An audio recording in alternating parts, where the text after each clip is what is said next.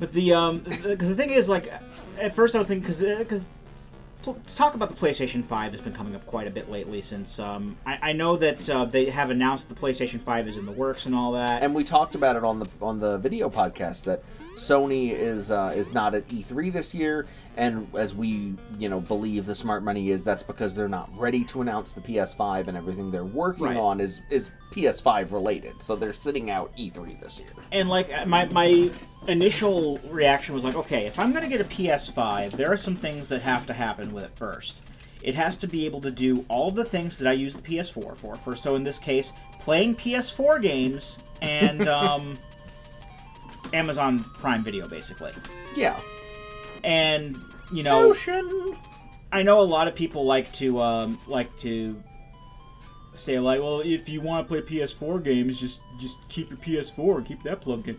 No, I'm at a point where I want to start paring down on the stuff that I have hooked up to my TV at the time. Exactly. I don't want to clutter my space up with all this stuff.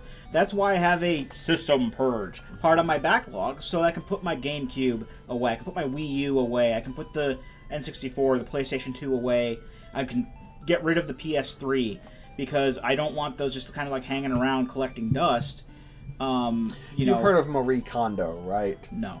The life-changing magic of tidying up, like Japanese lady. I just picture her with like the meme thing, and it's like her with like the Switch, like this one sparks joy, and then it's like her with the Xbox One, like this one does not spark joy.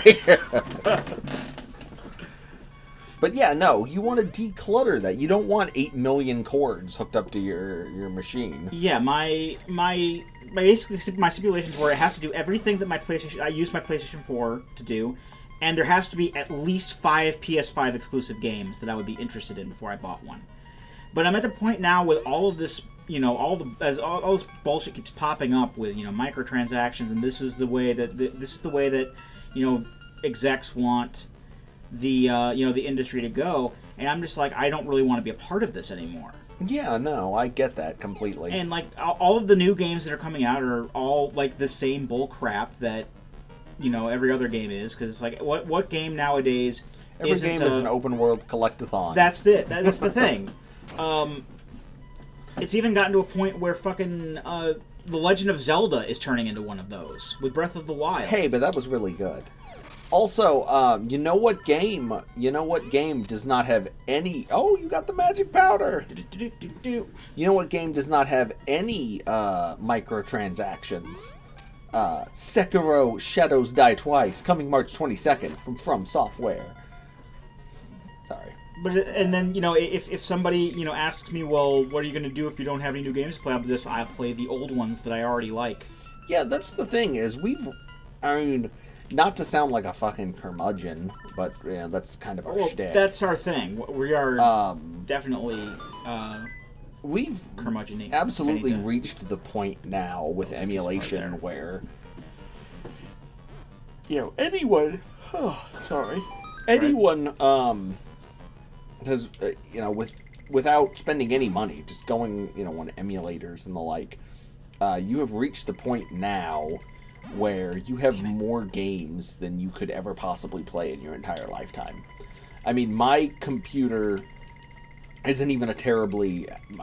Oh, do you have to fill every one of those squares? Yeah. It's no big deal. Isn't a terribly powerful computer. It was nice when it came out. Mm-hmm. But I can run every... emulators for every system up through... the GameCube and the Wii, like excepting the original Xbox. There's not like a good Xbox emulator out there, but you have the PS1, PS2, N64, SNES, NES, GameCube, Wii libraries at your fingertips, pretty much. Even though they don't want you to do that, because it can be... I mean, it's unlegal. I say that there is a gray area. There is a gray area if you already own the game. You got beaked. My take on it is, for most of these games that I'm talking about, even if I was to take the legal route and purchase a copy of it, nobody, I would be purchasing it on eBay. Nobody actually involved in the making of,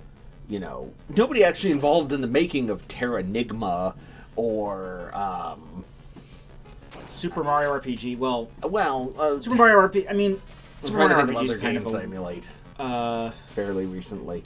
None of those people are going to, make any money off of it, regardless. And so, are they going to reissue Terra Enigma anytime soon? No, I don't no. think so. We're never going to have an op. You're never going to get an op. I will eat a hat on YouTube if Terra Enigma ever came to like the fucking Switch. If it ever console. came to anything, pretty much, yeah. In the U.S. because it was never released over here. But I mean, you even have games that like I was expecting to be, for example, put on the 3DS Virtual Console, like Final Fantasy Adventure. Never fucking happened because for whatever reason, Square Enix were like, yeah, we're just not going to we're not going to put anything up on this like in America. They did in Japan. They had like all the Final Fantasies and I think Secret of Mana or something like that was on there. Maybe some Dragon Quest games. None of that came out over here. So recently, I may have hacked my 3DS, and it theoretically may be able to play a lot of these games that I wanted to put on there in the first place that I do own in other ways. I mean, some of which I may not own in other ways, but that's besides the point. But you know what I'm saying. Like, I know what you're saying. We're getting to a point where like I want to have as much as I possibly can on the 3DS because it's my favoriteest thing ever. And I like being able to play For the Frog the Bell Tolls and Mother 3 and Final Fantasy Adventure on my 3DS. And I've made this case before. Oh, dead. Oh, no, you got the pop potion. Yep. I've made this case on the podcast before that Nintendo should just be giving their video games away. Not their new ones. I mean their back Their catalog. old ones. Because they should just be giving it away because they are not profiting off the vast majority of their catalog. So just give it to people. It's free advertising for your more niche franchises. But we want to keep re-releasing Clu Clu Land and Ice Climber and Urban Champion. Everyone loves Snap, those games. Bad. And Super Mario Brothers 3. Bad Soups. Bad Nintendo. Those are beloved classics. No one considers Clu Clu Land or Ice Climbers a classic. Ice Climbers was in Smash Brothers, though.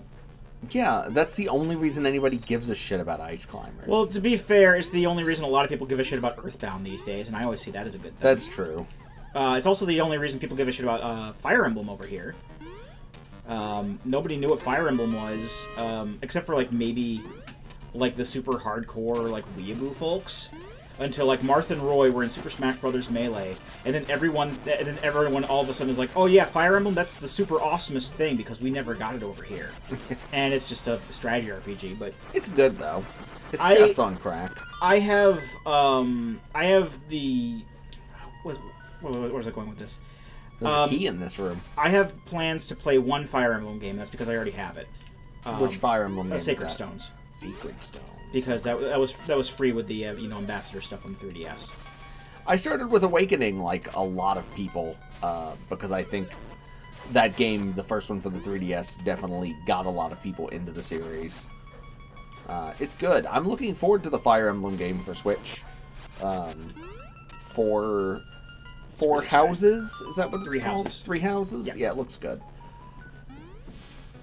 Also, since I may have hacked my 3DS, it's also it's theoretically also region free now.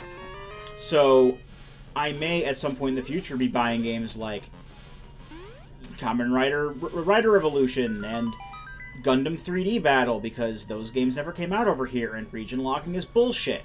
It is. Indeed, that is one complete consumer bullshit thing. I mean, at least Nintendo have like stopped doing that again with this. I mean, the 3DS was also kind of like an anomaly with that because, like the 3DS is the only portable system that they've had that was region locked. Mm-hmm. All of the Game Boys, the original DS, those were all region free, and then like 3DS, like no, we want to region lock this now for some reason. I didn't know that. Yeah. And then with the Switch, they're like, okay, yeah, it's okay. We're gonna be good guy Nintendo, and we're gonna make it region free for you. They're not gonna be good guys anymore because they're run by Bowser. That is a thing. Dad joke. Oh, nothing there. Did you see he tied him up with a GameCube controller cord? No, I did not actually see that. It was like kind of like a background gag in one of Doug Bowser's photos where like he had like plushies of Mario and Luigi on his shelf tied up with a GameCube controller cord. Nice. Where was I going with that though? Oh yeah, the good guy Nintendo mentality that a lot of people have. I mean, yeah, they do a lot of things a lot better than other major publishers do. But one of the things that... Help us now that you've come out of the dungeon in our library. Did you know that dungeon used to be a library? I think we made that joke already. It's still full of Dewey radiation. Associated with former libraries. Sorry, I didn't mean to knock you off your train of thought there. We were talking about video games. Oh yeah, there was a thing recently where... because I know that Nintendo have done a lot of things. They have done right with a lot of bullshit things. Like when recently when EA reached like record highs in their profits, they laid off a bunch of people for no reason. Or was it EA or Activision? That was Activision. Activision. I was like, wrong shitty company. Because Bobby Kotick is Activision, right? Yes. So yeah, he so that like Bobby Kotick could. Like, you saw that Jim Sterling video as well. Yes. So the one about firing Bobby Kotick. Yes. But then you think back to remember when the 3DS first came out and it wasn't doing well, so they enacted the whole price cut and the ambassador program thing, and that would have lost them a lot of money. And Satoru Iwata and Shigeru Miyamoto and a whole bunch of Nintendo execs were like, we're going to take pay cuts because we're not going to lay off any of our people for this.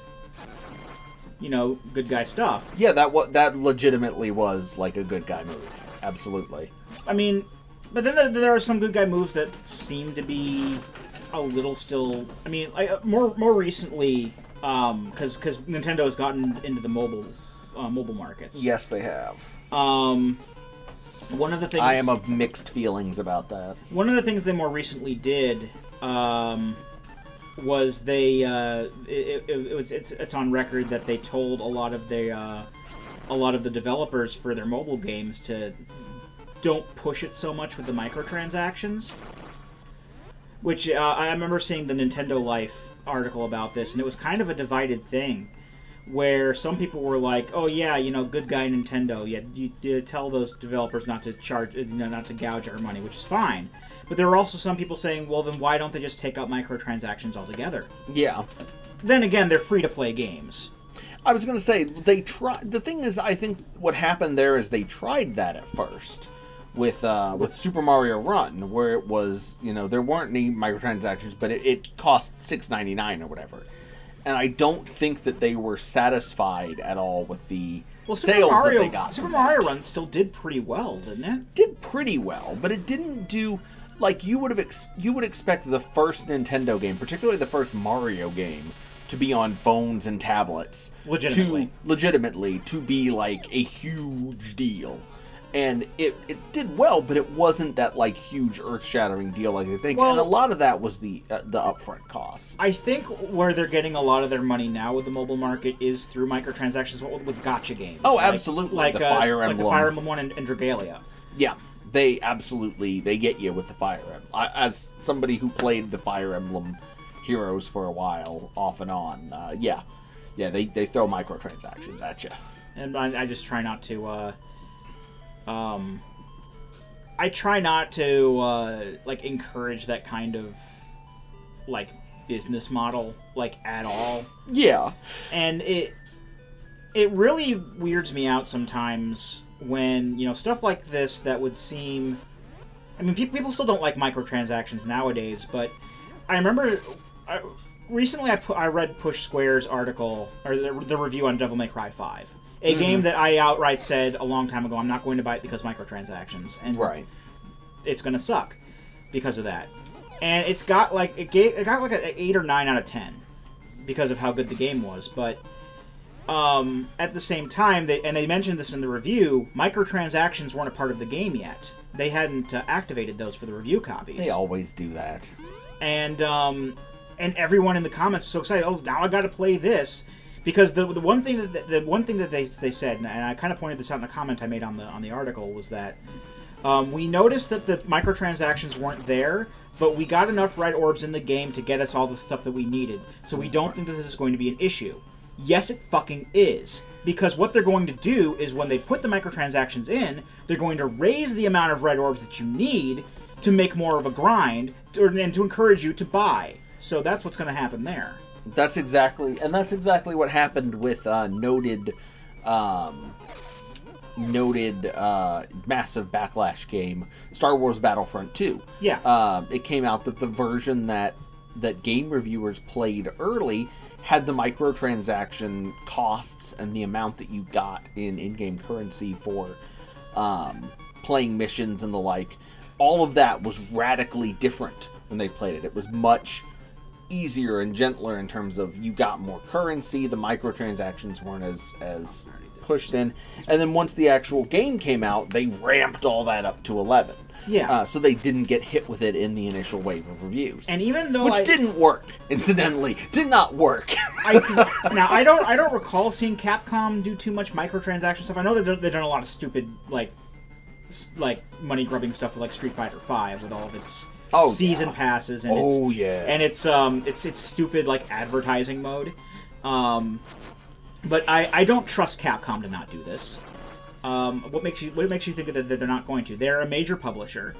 They're probably going to fucking do this. This is something that I think is so necessary to remind people of in days when like in our era of like when Wendy's has a Twitter handle and like tweets about depression and shit. Like you need to remember that corporations are not your friends. Right. They look, and I'm not saying this as some sort of like crazy leftist person. Corporations exist to make money. That is their purpose. They are not there to be your friend. You should not cheerlead for them. You should not provide them with free public relations. And free, advertising and the like. You can advertise. If you play a game and it's really awesome, obviously tell your friends. But there's no reason for you to go into the comments of a video game article and rabidly defend some corporation because they don't need you to do that. They're not going to reward you for that. They're not your friend. They want your money. They want to give you... They used to want to give you a product and take your money. Now they want to give you half a product and give you the rest in microtransactions. And I've said this before. I am not against corporations making money. No, that's fine. I mean, I'm not. I don't know, like what kind of capitalist I would say that I am. I'm like a very like basic capitalist, but it's when it gets to the point where nothing is you don't ever feel like you're making enough money. Like nothing is ever enough money. That's when I start having problems. Right. Yeah, that's and that's that's what what's his face talks about all the time. Sterling, how they're literally like this behavior is literally going to be what kills the video game industry. Right. They're going to squeeze it to death through microtransactions and horrible business practices, and essentially. Eventually we're going to get to a point, much as what happened with DLC, right? Where, because the way DLC used to work was with like, horse armor and all that. People like... I literally was about to be like, remember horse armor? Yeah. Oh, there's the secret seashell house. Seashell mansion, okay. It's inside the big fish. That makes sense. That's where the fish lives. Sorry, you were saying with DLC and horse armor. So the thing with DLC was people used to get on everyone's case. Like whenever they came out with DLC, it's like, why didn't you just put it in the game to begin with? That kind of stuff. And nowadays, people are looking forward to the DLC that they're announcing before the game even fucking comes out. Yeah, it's weird. Video game consumers are not like any other consumers. It's weird. We eat so much shit and like it. It's weird. will And- literally defend corporations and... Oh, nice.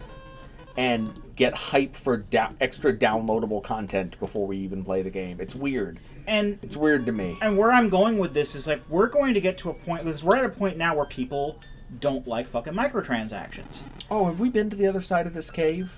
No, this isn't a pass through. This is there's an island here. We need the hook shot though.